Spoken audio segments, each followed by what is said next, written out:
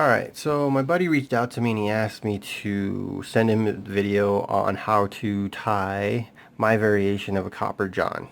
We use this fly down on the Arkansas River down in Pueblo, Colorado, the tailwater. It's a good attractor fly, and we actually I've caught a lot of fish on this. So the materials I'm going to use first off is some UTC black wire in a small size. This is going to be for the body. I use some medium red tinsel, medium red tinsel for the flashback on the wing case. I use some brown goose biots for the tails on the back of the fly.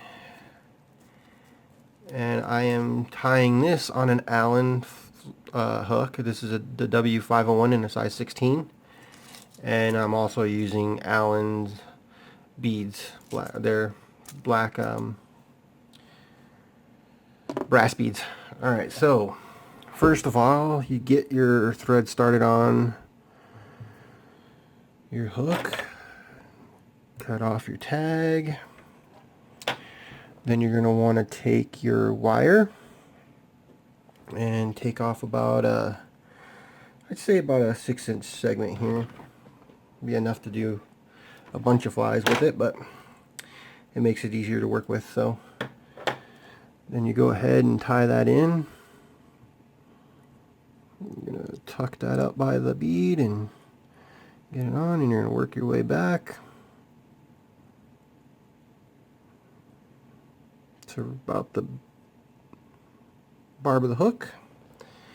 Then you get your biots.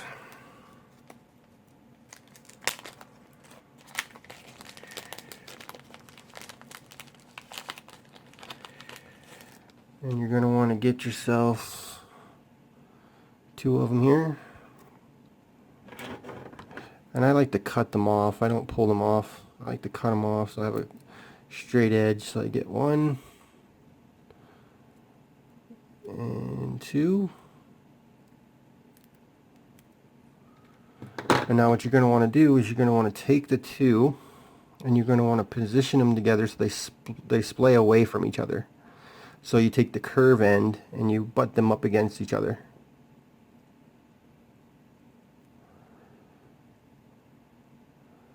Like so.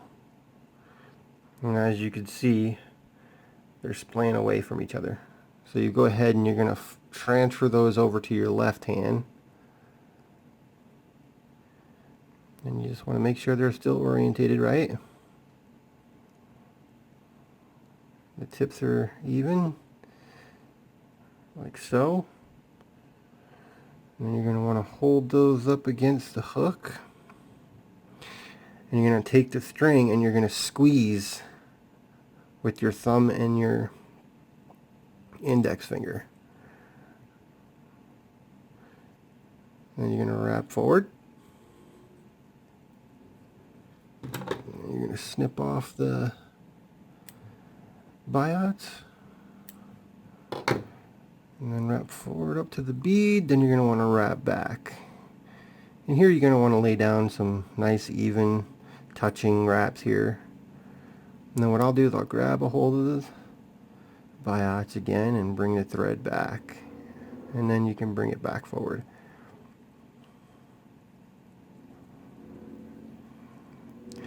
And I like to just build up a good taper here. And here's a trick. What you do is you take the bobbin. Well, let me get the bobbin closer where you can see it. And you're going to want to spin it counterclockwise. And what that does is loosens the tension on the cording of the thread, and it makes it flat. So that way you lay down some flat wraps here. And get to the back, and I'll do it again. And wrap back forward.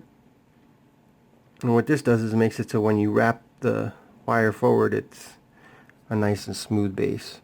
So what you're going to do, you're just going to wrap the first wrap and then the second wrap, and then what I like to do is bunch them back with my thumbnail, and then I can just wrap them forward, touching tight wraps here.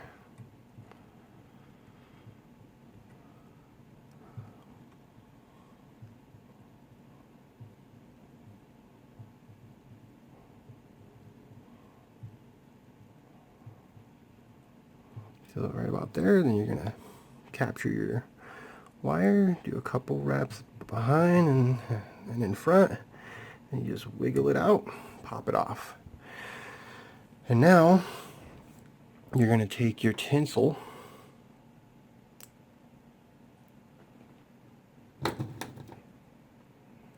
cut you off a section of the tinsel, which will be your,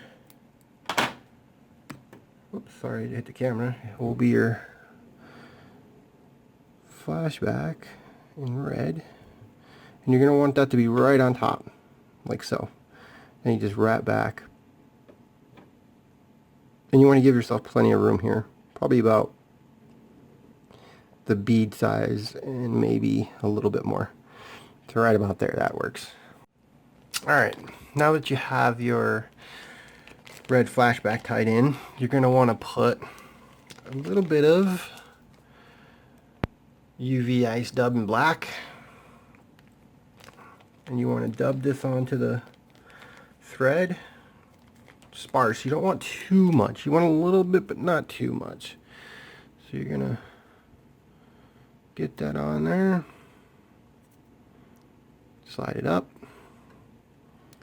do a couple wraps, get it up by the bead, then you want to end your thread just behind the bead. Now you're going to go back to those goose biots, and you're going to snip off 2 more.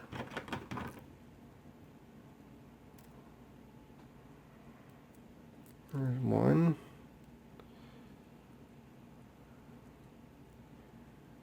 And 2. And now what you're going to want to do is you take the biot and you want it to splay away from the body. So what you do is you take it and you want the curved end towards you. As you can see, the curved end is toward me, and I'm going to put it right here. And you're going to want these are representing legs, so you want it to go back maybe to the end of the body, and you're going to want to do 1, 2 wraps, and what's going to happen is it's going to splay out. And then what you do is you go in and you cut off that back part, and you're going to take your other one, and now you're going to want it to split. You want it to, the curved end, sorry I keep going off camera, but we want the curved end towards the body, like so. And then you're going to go about halfway with that one too, and you're going to do 1, 2 wraps. And then you can, now as you can see, those splay away from the body, like so. Looks good. And you can adjust them by pulling on that tag in a little bit. And then you just go in and you cut that part off. And then you're going to take your flashback and you're going to pull that over the top. And you're going to put down 1 wrap, 2 wraps, and then 2 behind. Reach in with your scissors, cut that off, and then I'm going to go ahead and put down a couple wraps real quick. And then what you can do is you can put a little bit more dubbing on and dub right around there close to the bead if you want to. I'm not going to do that because I think it looks good the way it is, like so. And what I'm going to do now is I'm going to go ahead and grab my whip finishing tool. I'm going to go ahead and whip finish. And probably do a 4 or 5 turn whip finish. Tighten down. Cut off your thread. And there is your fly. Now what I'm going to do here is I'm going to take some UV knot scents, and I am going to put just a small dot. Well, a little more than I want to, but you go back on it a little bit and then come back up a little, just like so. And you have your dot right there. And as you can see, that magnifies that red dot up on top. And you take your UV light. You're going to hit it.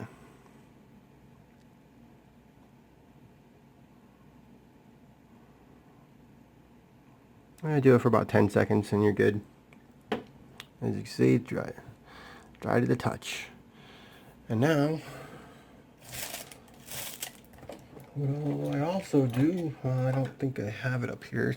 It's over in my garage. So, but you could touch it with some hard as hell or some hard as nails, Sally Hansen's hard as nails or whatever, and you could tap it there, and it'll make it, even more durable. But it'll fish just fine the way it is now.